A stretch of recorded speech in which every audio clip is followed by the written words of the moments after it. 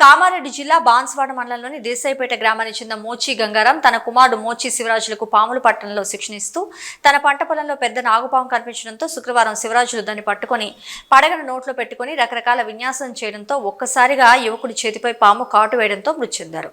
మృతదేహాన్ని area hospital తరలించారు పోలీసులు. కేసు నమోదు చేసుకుని ప్రస్తుతం దర్యాప్తు చేపట్టారు.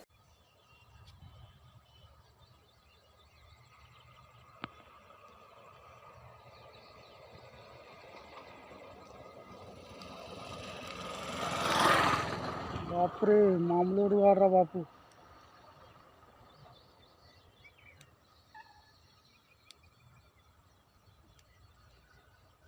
हनुमान ज्ञान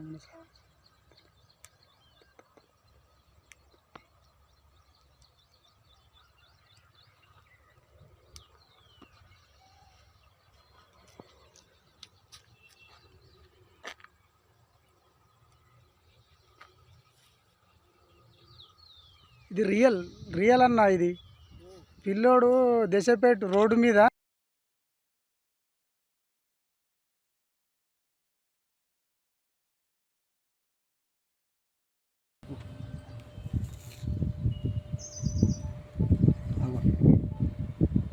ఏ శివ ఏ నీక నెక్కగా దేవుడా